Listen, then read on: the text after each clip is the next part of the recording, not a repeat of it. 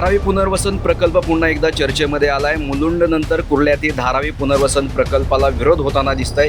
त्याचं कारण असं आहे, कुर्ला मदर डेअरीची 8.5 हेक्टर जमीन धारावी पुनर्वसन प्रकल्पातील झोपडपट्टी धारकांना देण्याचा शासन निर्णय घेण्यात आलाय।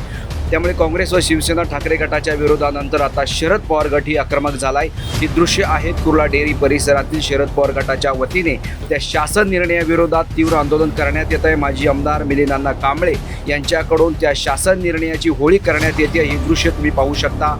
या संदर्भात मिलिंद अण्णा कांबळे यांच्याशी आम्ही संवाद साधलेला आहे। साहेब, आम्ही आज त्या GRची होळी केली। खऱ्या अर्थाने ज्या पद्धतीने त्यांनी जो GR हे कवडी मोलाच्या हिशोबाने या जागेची किंमत लावून ही जमीन घेतली होती। 2002 पासून या जमिनीच्या मागे ते लागले होते। आज 15 तारखेला त्या जमिनीचा त्यांचा व्यवहार झाला असं त्यांनी जो GR काढला होता आणि लोकांमध्ये पाठवला होता, त्या GRची आम्ही आज होळी केलेली आहे। आम्ही राज्यपालापर्यंत जाऊ आणि त्यांना सांगू की नेहरूनगर ही जी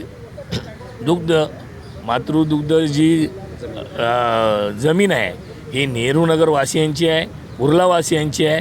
ह्याला आम्ही हात लावू देणार नाही आणि धारावीचा प्रकल्प कुर्ल्यामध्ये येऊन देणार नाही। आज तुम्ही आंदोलन केलेलं, याच्या पुढची काय भूमिका असते? ह्या आंदोलनाचं आम्ही लोकांना एवढंच सांगतो की बाबा ह्या आंदोलनाच्या मार्फत ही जमीन आणि ही झाडझुडपे आहेत, ह्याच्यातून जो आपल्याला कुर्ल्यावासियांना श्वासाचे श्वसन होतं आहे, त्या सर्व गोष्टीला न्याय देण्यासाठी आपण सगळेजण रस्त्यावर येऊया।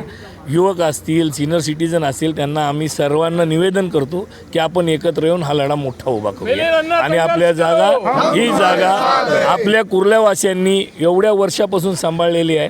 इथे आपल्या वडिलोपार्जित लोकांनी काम केलेलं आहे, इथल्या दुधात लोकांनी मोठं झालेले आहेत। तरी प्रत्येकाने या संघर्षामध्ये साथ द्यावी आणि एक ताकदीने ही जी जमीन आहे ही आपल्याला सांभाळण्याचं काम करावं। कुर्ल्यात होणाऱ्या धारावी पुनर्विकास प्रकल्पाला सर्व पक्षांचा विरोध होताना दिसतोय। मात्र यावर महाराष्ट्राचे मुख्यमंत्री एकनाथ शिंदे नेमकं काय निर्णय घेतात हे सुद्धा पाहणं आता महत्त्वाचं ठरणार आहे। यासारख्या अन्य बातम्या बघण्यासाठी तुम्ही आमच्या चॅनलला लाईक करा, शेअर करा, सबस्क्राईब करा। धन्यवाद।